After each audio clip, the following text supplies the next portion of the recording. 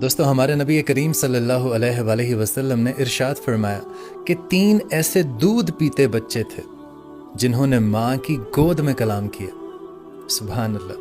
آپ صلی اللہ علیہ وآلہ وسلم ارشاد فرمانے لگے کہ پہلے بچے کا تعلق اسرائیل کے دور سے تھا، یعنی جس نے حضرت جریج علیہ السلام کی گواہی دی تھی۔ اور دوستو بنی اسرائیل میں ایک ایسے بزرگ گزرے ہیں جن کا نام جریج تھا۔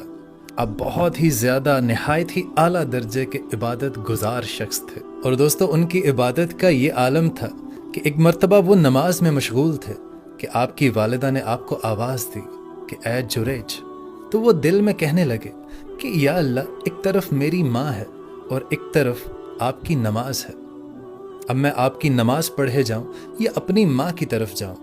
تو وہ نماز میں ہی مشغول رہتے ہیں۔ اب جب وہ ماں کی طرف متوجہ نہیں ہوئے تو ان کی والدہ واپس چلی گئی۔ اب دوسرے دن پھر وہ نماز میں مشغول تھے اور ان کی والدہ تشریف لائیں۔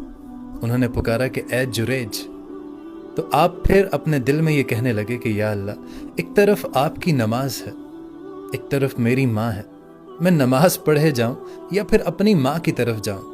لیکن آخر میں انہوں نے یہی فیصلہ کیا کہ وہ اللہ تعالیٰ کی نماز ادا کریں گے۔ اور دوستو پھر ان کی ماں تیسرے دن بھی ان کو اسی طرح نماز میں مشغول دیکھ کر بلانے لگیں کہ اے جریج، لیکن پھر حضرت جریج وہی سوچنے لگے کہ یا اللہ، ایک طرف آپ کی نماز ہے، ایک طرف میری ماں ہے، اور وہ پھر کہنے لگے کہ یا اللہ، میں آپ کی نماز ادا کروں یا اپنی ماں کی طرف جاؤں؟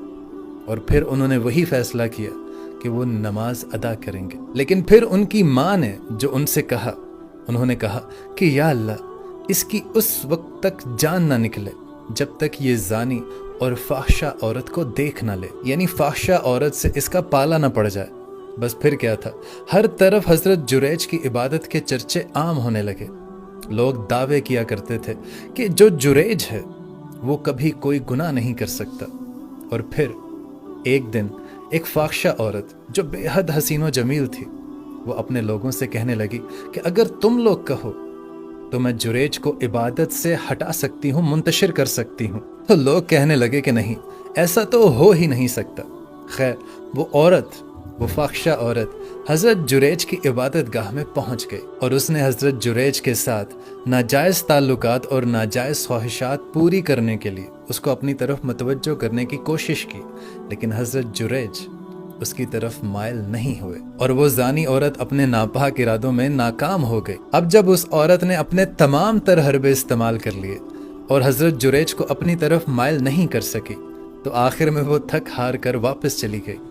لیکن راستے میں اسے ایک چرواہا ملا، تو وہ فاحشہ عورت نے سوچا کہ اگر میں ایسے ہی واپس ناکام لوٹ گئی تو میں لوگوں کو کیا منہ دکھاؤں گی؟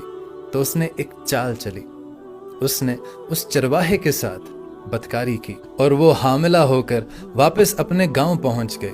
اب جب اس کو بچہ پیدا ہوا تو اس نے جریج پر جھوٹا الزام لگایا کہ یہ جریج کا بچہ ہے۔ اب جب وہاں کے رہنے والوں کو پتہ چلا کہ یہ بچہ جریج کا ہے تو انہوں نے حضرت جریج کو ان کی عبادت گاہ کے قریب گھیر لیا اور حضرت جریج کو خوب گالم گلوچ کرنے لگے۔ تو جریج کہنے لگے کہ آپ لوگوں کو کیا ہوا ہے؟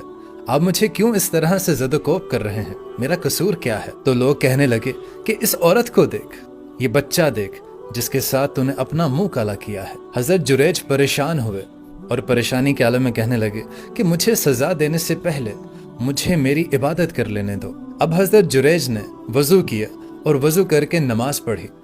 نماز پڑھنے کے بعد آپ اس بچے کے پاس تشریف لے گئے اور اس بچے کے پاس جا کر آپ بولے کہ اے بچے، اللہ کے حکم سے ان لوگوں کو بتلا دے کہ تیرا باپ کون ہے۔